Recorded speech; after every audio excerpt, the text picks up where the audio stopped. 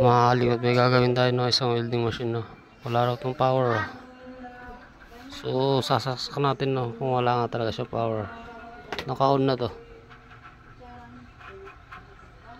Inon na natin, sasaksak natin, no.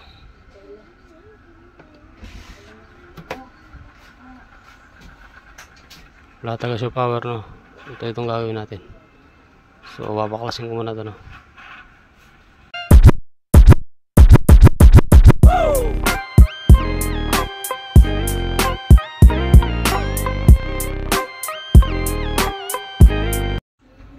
So ito mga kalikot, no.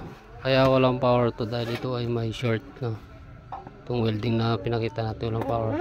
Papakita ko sa inyo kung anong short nya. Ito.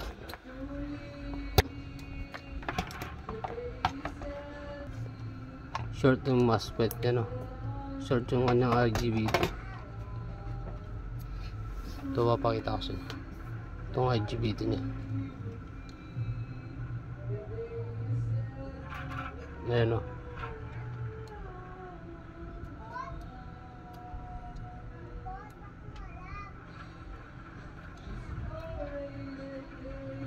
Short yan mga kalikot, hindi katulad itong isa.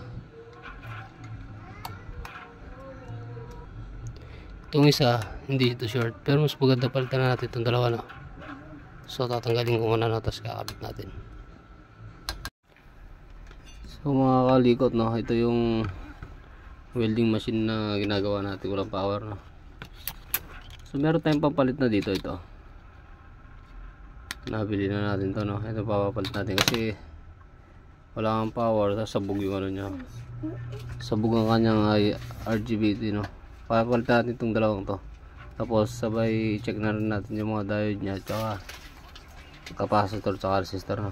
Kaya tanggalin na natin. So ito mga kalikot, no,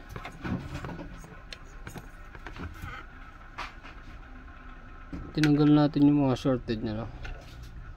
Short yung diode nya. Pinalitan na rin natin yung resistor nya, no. Pati dito sa kabila, ano, pinalitan natin. Tapos tinanggal ko na. Hindi ko na naipakita sa inyo paano ko tinanggal, pero tinanggal ko na siya, no. Ito, so papalitan natin yan. Shorted yung SMD diode nya, no. Buzzer na lang natin para buzzer na. Ayun, no. Bila.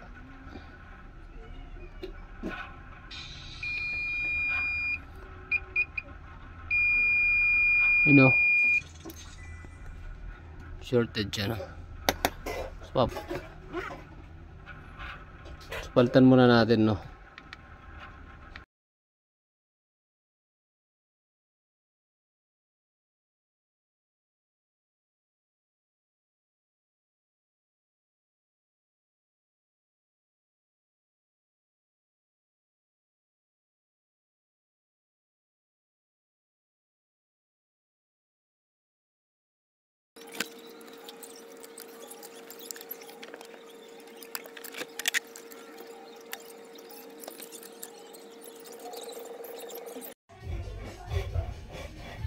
So ito mga kalikot, ito yung ginagawa nating welding machine na walang power, no? So nilagay na natin lahat ng kanyang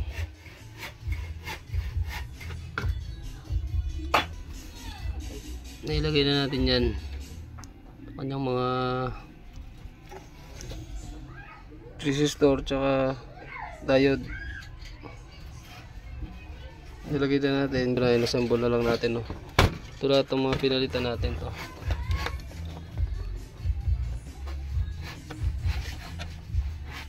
So yun lahat ng mga pinalit natin. So subukan natin saksak, no.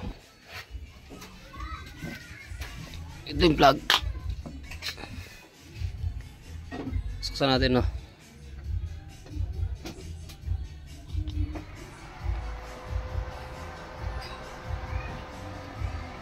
Yun, no. Okay na siya, no, mga kalikot, no.